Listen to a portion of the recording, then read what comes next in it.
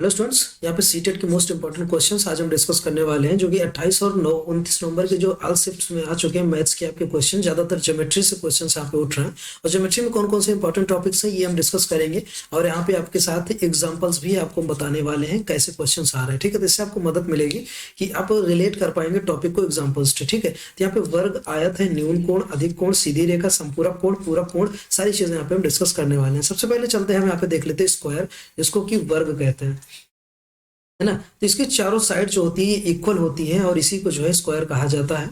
और इसमें तीन इंपॉर्टेंट एस्पेक्ट्स हैं, तीन इंपॉर्टेंट प्रॉपर्टीज है जिससे क्वेश्चंस आपके आते हैं। सबसे पहले एरिया ऑफ स्क्वायर, जैसे आपने एरिया मान लीजिए साइड ए ले लिया आपने, तो सारी साइड इक्वल है, सबकी साइड ए हो जाएगी, तो इसको area of square mean side square A square कर देंगे। पेरीमीटर ऑफ स्क्वायर हो जाता है 4 इंटू साइड हो जाता है, ए हमने साइड लिया 4 इंटू ए हो जाएगा। डायगोनल आपको निकालना हो तो a√2 आ जाता है डायगोनल में, ये जो बीच वाली रेखा होती है इसको डायगोनल कहते हैं। ठीक है, तो यहाँ पे क्वेश्चन दिया किसी वर्ग का परिमाप 20 सेंटीमीटर है। सबसे पहले एक वर्ग छोटा सा बना लेते हैं यहाँ पे, फिर उसका परिमाप यहाँ पे निकालते हैं। ठीक है, इसका परिमाप जो है 20 सेंटीमीटर, मतलब पेरीमीटर कह रहा है, तभी हमने पढ़ा पेरीमीटर जो होता है यहाँ पे 4 इंटू साइड होता है।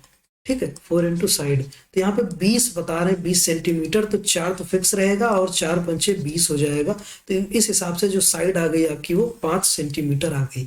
ठीक है, साइड निकल गई। एक आयत की चौड़ाई इस वर्ग की चौड़ाई के बराबर है। ठीक है, तो यहाँ पे जो रेक्टेंगल है इसकी विड्थ स्क्वायर की विड्थ के बराबर है, तो यहीं पे एक रेक्टेंगल भी हम बना लेते हैं। यहाँ पे रेक्टेंगल बन गया। तो इनका कहने का मतलब ये है कि जो इसकी विड्थ है, ठीक है, जैसे मान लीजिए स्क्वायर की ये विड्थ है और इसमें भी ये रेक्टेंगल की विड्थ है और स्क्वायर की सारी साइड इक्वल है, तो यहाँ पे एक साइड इसकी 5 निकल के आई है तो इसकी विड्थ भी 5 हो जाएगी। ठीक है, इस तरीके से इक्वल है ये। अब आगे कह रहा है the length of the rectangle is double it's width, जो यहाँ पे चौड़ाई है, जो लंबाई है वो विड्थ की डबल है, मतलब कि चौड़ाई की डबल है लंबाई। ठीक है, तो लंबाई जो है बराबर क्या है, चौड़ाई की डबल है। चौड़ाई कितना मिल गया है, 5 मिल गया, आपने ये देखा विड्थ 5 है, तो 5 दूना 10, लंबाई 10 आ गई, मतलब ये वाली जो साइड थी ये 10 आ गई। ठीक है, अब पूछ रहा है कि एरिया, तो जो एरिया आता है लेंथ इंटू ब्रेथ होता है रेक्टेंगल का, इस हिसाब से 10 गुना 5 50 सेंटीमीटर हो जाएगा।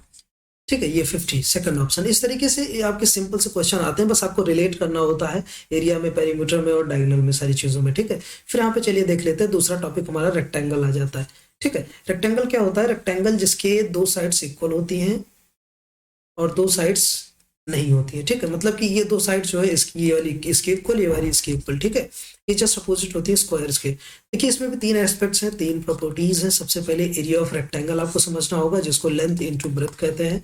लंबी वाली जो है इसको लेंथ कहा जाता है और इसको जो है ब्रेथ कहा जाता है। ठीक है, तो इसकी दोनों मल्टीप्लीकेशन को एरिया ऑफ रेक्टेंगल कहेंगे। पेरीमीटर ऑफ रेक्टेंगल निकालने के लिए 12+b हो जाता है, डायगोनल के लिए √L square plus B square, length का स्क्वायर प्लस ब्रेथ का स्क्वायर। ये तीन इंपॉर्टेंट प्रॉपर्टीज आपको याद करनी है रेक्टेंगल के लिए। एक क्वेश्चन इसमें देख लेते हैं, फाइंड द पेरीमीटर, पेरीमीटर और एरिया ऑफ द रेक्टेंगल यहाँ पे निकाल लिए, दो चीजें। ठीक है, जिसका लेंथ 17 और ब्रेथ 13 सेंटीमीटर, जिसकी लंबाई कह सकते हैं 17 और चौड़ाई 13 सेंटीमीटर दे रखा। ठीक है, तो पेरीमीटर सबसे पहले यहाँ पे निकालते हैं। तो पेरीमीटर का फॉर्मूला हमने देखा क्या था, पेरीमीटर का फॉर्मूला 2l+b था। ठीक है, तो 2 लेंथ हमारी 17 थी प्लस 13, 2 17 13 हमारा यहाँ पे 30 हो जाएगा और 30 दूना 60 सेंटीमीटर। एक चीज आपको ध्यान रखना है कि जो सेंटीमीटर है ये आपको यूनिट ध्यान देना है, कहीं कहीं एक जगह सेंटीमीटर दे देते हैं तो दूसरी जगह मीटर दे देते हैं। तो अगर मीटर दिया है तो इसको सेंटीमीटर में चेंज करने के लिए आपको 100 से मल्टीप्लाई कर देना होगा, और अगर सेंटीमीटर से मीटर में आपको चेंज करना है तो इसमें 1/100 से आपको मल्टीप्लाई कर देना होगा। ठीक है, अब यहाँ पे देख लेते हैं एरिया ऑफ रेक्टेंगल कह रहा है, एरिया होता है लेंथ इंटू ब्रेथ, तो आपका 17 गुना 13 ये कर लेंगे आपका जो है, तो एरिया ऑफ रेक्टेंगल निकल के आ जाएगा। ठीक है, तो इस तरीके से जो है क्वेश्चंस आपके आते हैं मिक्स करके। ठीक है, रेक्टेंगल के बाद यहाँ पे दूसरा हम पढ़ लेते हैं एंगल के बारे में, एक्यूट एंगल्स क्या होते हैं। ठीक है, तो देखिए the angle which is less than 90 degree और बिटवीन 0 to 90 डिग्री। ठीक है, जैसे कि 30 60 45 90, जैसे आपके सामने एक फिगर है यहाँ पे, ये 60 डिग्री का फिगर है। ठीक है, कोई फिगर अगर आपने यहाँ पे हमने जैसे बनाया, मान लीजिए 45 डिग्री का फिगर है, जैसे कोई 90 डिग्री है, इसका हाफ हो जाता है 45, तो ये जो है आपका क्या हो जाएगा, ये भी एक्यूट हो जाएगा। यहाँ पे अगर हम 30 डिग्री बनाते हैं तो ये भी जो है आपका एक्यूट एंगल हो जाएगा। यहीं पे अगर हम बना देते 40 डिग्री, ये भी एक्यूट हो जाएगा। ठीक है, यहाँ पे एग्जैक्टली 90 डिग्री भी जो है आपके एक्यूट एंगल्स में ही गिने जाते हैं, ठीक है। तो जो 0 से लेके एक तरीके से कह सकते हैं 90 के बीच में हो वो एक्यूट एंगल्स हो जाते हैं, ठीक है। एक क्वेश्चन देख लेते हैं, the angle measuring 79 degree is an example of. कहने का मतलब है कि एक एंगल है 79 डिग्री, वो किस चीज का एग्जाम्पल है, एक्यूट एंगल का, ऑब्ट्यूस एंगल का, सप्लीमेंट्री का या कॉम्प्लीमेंट्री का, ठीक है। तभी हमने जाना 0 से 90 के बीच के एंगल्स को हम लोग एक्यूट एंगल कहते हैं, तो इस हिसाब से एक्यूट एंगल हो जाएगा आपका इस क्वेश्चन का आंसर, ठीक है। तो इस तरीके के क्वेश्चन जो है आपको देखने को मिलेंगे पेपर में। फिर यहाँ पे हो जाता है ऑब्ट्यूस एंगल, ठीक है। Obtuse angle is greater than 90 degree और बिटवीन जो है 90 से 180, मतलब 90 से ज्यादा। इसे आपका 90 डिग्री है तो इससे ज्यादा 90 के ऊपर चला गया जैसे, ठीक है, 145 डिग्री चला गया, 120 डिग्री चला गया, है ना, इधर बन गया, इधर बन गया, स्ट्रेट लाइन चली गई, मतलब 180 डिग्री भी आपका बन गया। तो 90 से 180 के बीच में कोई भी एंगल हो जिसमें से 90 और 180 को भी कवर किया जाता है, 90 प्लस में कवर किया जाता है और 180 को भी लिया जाता है, तो इसको जो है ऑब्ट्यूस एंगल कहते हैं, ठीक है। यहाँ पे जो एंगल देख पा रहे हैं 120 डिग्री का एंगल ये हो जाता है, ठीक है। अब यहाँ पे क्वेश्चन देख लेते हैं, the angle measuring 150 degree is an example of. 150 degree किस चीज का एग्जांपल है, तो यहाँ पे अभी हमने पढ़ा कि 90 से 180 के बीच में अगर देखा जाए तो ये आपकी जो एंगल्स होती हैं वो ऑब्ट्यूस एंगल होती हैं। तो आई होप आपको यहाँ तक सारी चीजें क्लियर हो गई होंगी, ठीक है। स्ट्रेट लाइन देख लेते हैं, स्ट्रेट लाइन आप लोग जानते हैं कोई भी सीधी रेखा जो है 180 डिग्री की होती है, ठीक है। तो इससे क्वेश्चंस कम ही देखने को मिलते हैं, लेकिन फिलहाल आपको स्ट्रेट लाइन का एंगल जान लेना है।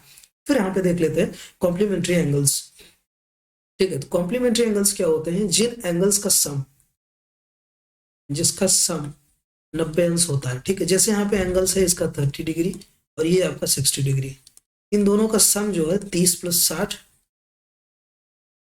90 हो जाएगा, ठीक है। जैसे मान लीजिए यहाँ पे एक 90 है और बीच में इसको क्रॉस कर दिया, ये 45, ये 45, ठीक है। तो दोनों का एडिशन जो है 90 अंश आना चाहिए। कोई भी एंगल्स हो सबका एडिशन 90 अंश आना चाहिए, ठीक है। जैसे कि 20 एंगल और 70 एंगल हो गया, ये भी 90 अंश है। तो ऐसे एंगल्स को कॉम्प्लीमेंट्री एंगल्स कहा जाता है, ठीक है। एक क्वेश्चन इसमें देख लेते हैं, out of a pair of complementary angles one is 2/3 of the other, what is the supplementary angles.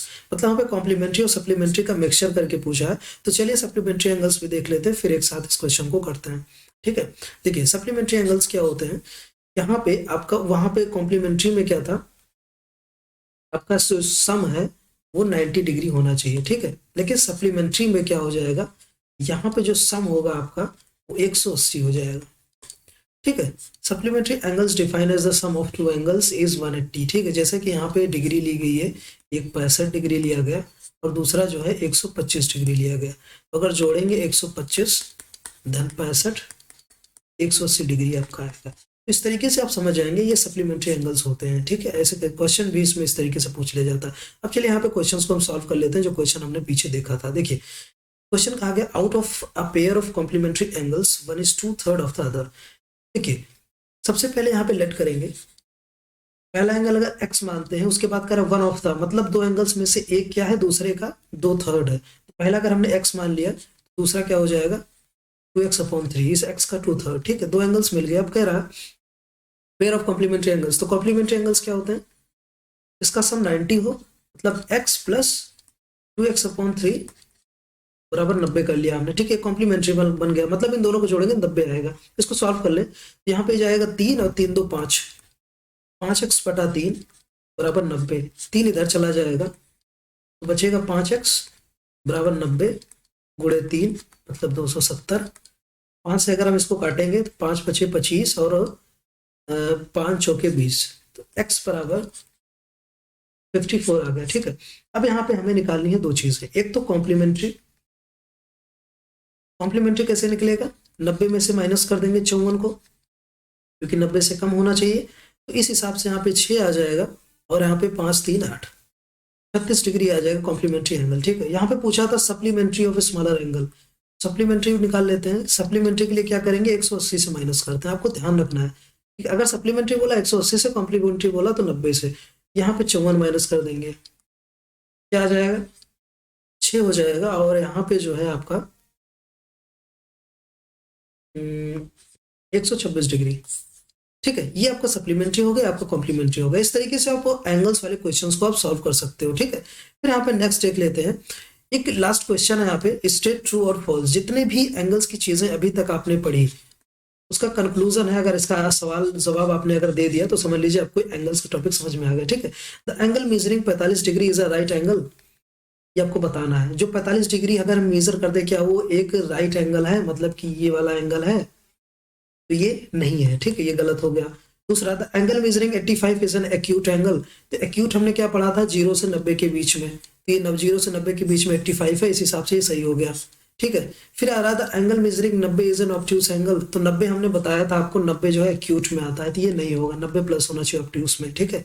An angle measuring 15 is an acute angle, acute angle 0 से 90 के बीच में होना चाहिए, तो इस हिसाब से ये सही है, ठीक है।